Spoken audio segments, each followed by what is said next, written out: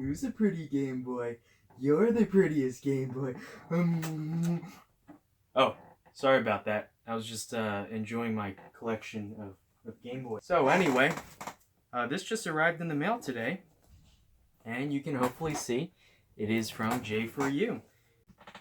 Okay, so let's get this guy open. I've already pre-cut it, and it's good to go. Here we go, the lovely peanuts. Move those out of the way. And this is something that my buddy Elliot over at the Retro Future has done a few videos on these guys, and I know he has a few in his collection.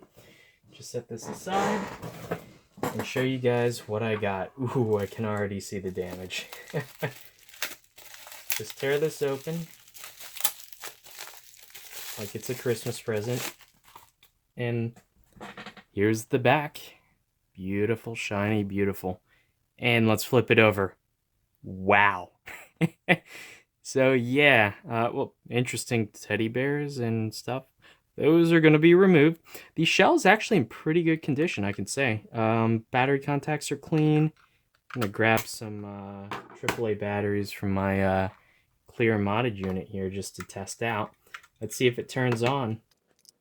So this will be good for the shell, and I'm going to see if I can maybe fix that screen. Let's see if it turns on. Turns on. And you can see the image still. If you're very careful, I can still see an image there. So let's pop in a Pokemon Yellow here, so why not? Looks like the LCD all works. There's no dead pixels. Just this big black area on the screen here. So what I'm probably going to do is that's got to be either the front or the back polarizing filter. Wow, the volume's nice and loud too. So what I'm going to end up doing is lifting the polarizing films and seeing if I can replace it. Yeah, the screen looks like it all works. I can barely see the image underneath that burnt. Oh, I don't even know what that is. That looks absolutely horrible. Yeah, I got the nice variety. The screen guard is beautiful condition. Has a power indicator. I've been wanting these for a very long time, one of these models. And plastic's a little bit dirty, so let's just give it a little quick clean down there. And it'll be good as new. Gotta put down something protective while you're working. And I'm gonna speed through this part because I'm pretty sure everyone's seen me do this about a million times.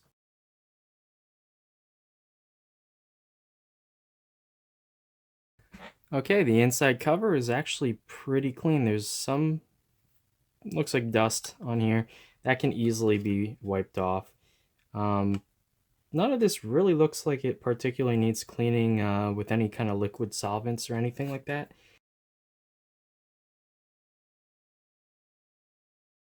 Main board looks pretty good, decent. Little bit of dust on there, but not really much. The actual key button pads look pretty good. Doesn't look particularly corroded. I might go over this with a Q-tip and some isopropyl. Looks like that there is some marking on this left pad, and the membranes will probably need to be cleaned too. This speaker is a little bit crusty. It looks like quite a bit of dust got in there, so I'm going to clean that with isopropyl. Let's get the buttons out. So yeah, these look pretty dirty, I'm not going to lie. So these will definitely need to be cleaned, but the actual plastics themselves look okay. So to remove the screen, all I'm doing is slightly twisting, and I'll hear a couple little pops. Don't want to twist too hard, and it'll start releasing the glass. You can get your fingernail under there and just catch that LCD, pull it right out. Wow, this is the worst I've ever seen one of these screen burns. And actually the texture's completely changed on here. It is pretty sure it's the front. The back might also be damaged. It looks like concentrated light, actually. Almost looks like it's shattered, but it's definitely not. So I'm probably going to have to pull these guys off, unfortunately. As for the rest, yeah, front shell looks pretty darn clean. Just a little dust bunny in there. And got my fingerprints on the lens. Just going to clean those off. Going to take these stickers off. Probably give it a wipe down with some isopropyl. If you guys are interested in what my process is for cleaning these little rubber, small plastic parts and whatnot. Let me go take you over to what exactly I do for those. Okay, so we're here in my bathroom because it's time to get a little bit wet and a little bit wild. So this is actually a ultrasonic jewelry cleaner, and I found this at my thrift store for I think about $2, $2.50, something like that. It has a nice little cage to put your parts in, and two modes. You can put it on regular or delicate. Regular is a higher strength. These parts aren't particularly delicate, so I usually just leave it on regular. So all I do is fill it up with just some tap water. You really only need enough to cover the parts. And then I just take some regular old hand soap and just put a few squeezes in there. That should be enough. Take your parts, put them in the parts tray here, and submerge the parts and kind of give it a wiggle up and down to make sure that the soap gets mixed in there a little bit. And then I'm gonna set this on regular for about 10 minutes, and I'll be back afterwards. Also note, you might need something heavy to put on top of this because this does tend to vibrate off the table. So I'll be back in about 10 minutes.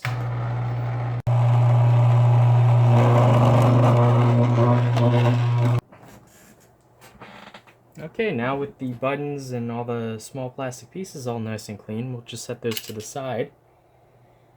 And now the main problem, this screen. So I'll show you, I'm pretty sure well, I don't know you can, but I can feel that this is definitely something on the top layer, possibly the bottom layer. So let's just start off with taking off the top layer. So I'm going to take a nice sharp razor blade. Be very careful. It's so easy to slice your finger open with one of these, just, you know, barehanded like this. But if you have like a utility knife or something, probably better, but you know, I don't know where mine is right now, so I'm just going to use this. So we're just going to get it under the layer. There's actually, the way these are constructed, there's a plastic film that is glued onto the top. That's the front polarizing filter. Then there are 2 layers of glass.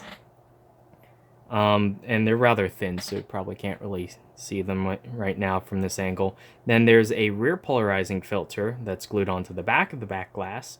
And then a reflective silver, kind of silvery backed paper. And its back is this white material here, and then there are these little feet to keep it off the board. So that's generally how it's constructed. And it really depends on the age and the heat that the Game Boy experienced, whether the glue comes off easily or not. I've had some that just, you know, you peel the corner off and you just peel it off like a Post-it note and no problems. I've had some like this where it's actually burnt, and when it burns, it sort of turns to kind of like a hard crystalline substance, and it is really a pain to get off because it doesn't peel off. It basically is like stuck cement on, and I'm hoping this isn't like that, but it probably will be.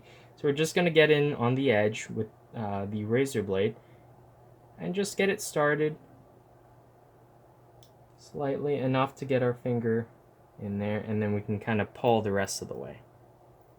And go slowly. And I'm gonna work all around the edges, get the edges out, and then try to tackle the center. As much glue as you can keep on this sheet and not on the back would be ideal, but obviously I've kind of missed some there, so I'm obviously going to have to clean.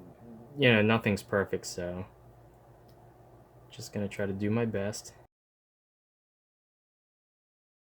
Okay, now the part where I go for the center. Please come off, please come off.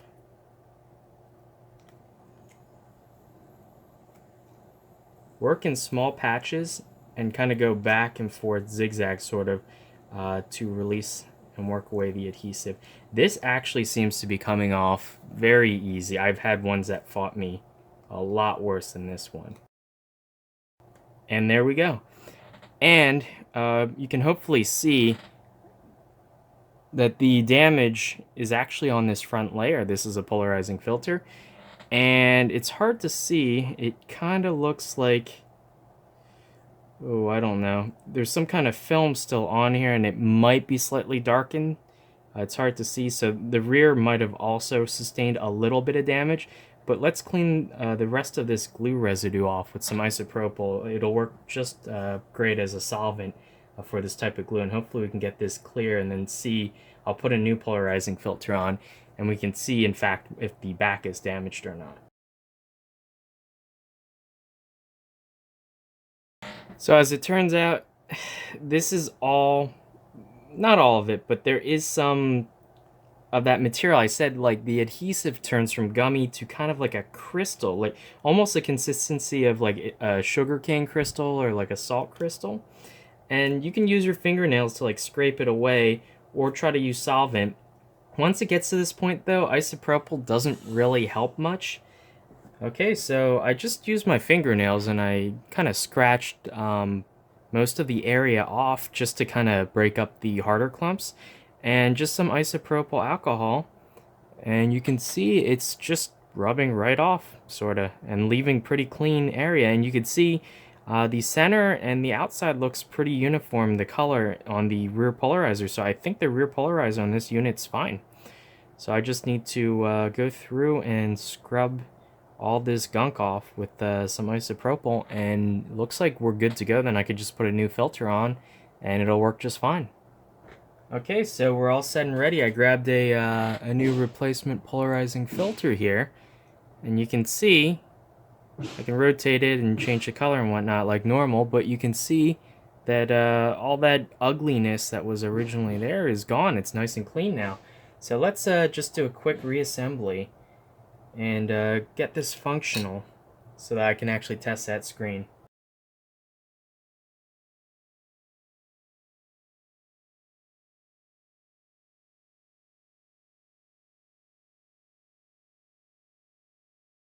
So I'm going to stop right here for now. I'm not going to put in the other two screws, just to hold it loosely together to do a quick test, because that's always a good idea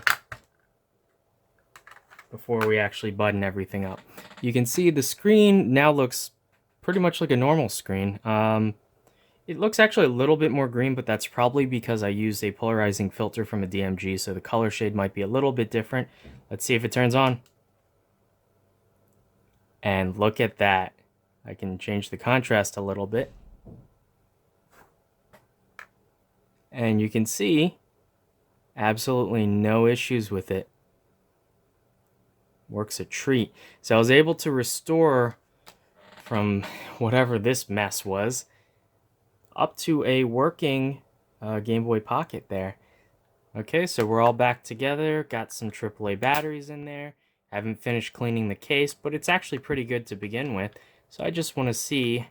I ended up changing out the polarizing filter for one that is slightly different, and I've noticed that there is a slight difference in terms of the shade. The Handheld Legend one tends to be, it looks a little bit darker than the Deadpan Robot one, so I opted for the Deadpan Robot one. Since I'm not going to be backlighting this unit, I'm going to be keeping it stock, so I want the screen to be as light as possible to begin with, since it has to use, you know, ambient light. So let's just give this a switch on. Look how beautiful that is compared to what it was before, which was absolutely shattered. It was ridiculously damaged. And to think that this is the exact same glass, all I did was remove the front polarizing filter to get to this. And yeah, there you go. Contrast, everything works. All the buttons work. And there you go. Just got some smudges on the screen that I need to clean off. Yeah, everything works. It is good to go. This is awesome. I've always wanted one of these in my collection, the DMG themed ones with the LED. I've been holding out for the LED. Elliot has been making videos on these and buying them all up, so I've had trouble finding one, but I luckily ended up getting this, I believe, for $25 about. J4U, I think, listed it for 28 or something like that, and I knocked him down. I gave him an offer for, I think, like 25 or something like that, plus shipping, obviously. But yeah, not a bad deal at all for a limited edition Game Boy Pocket there, and everything else is in pretty good condition. I ended up peeling off the 3 stickers that were on here, just scratched them off with my fingernail, and then rubbed it down with a Q-tip with isopropyl to get rid of the the residue that was on there. All in all, pretty awesome. I'm gonna have a lot of fun playing around with this unit now. Hopefully you guys enjoyed the video, and I will see you next time. Bye.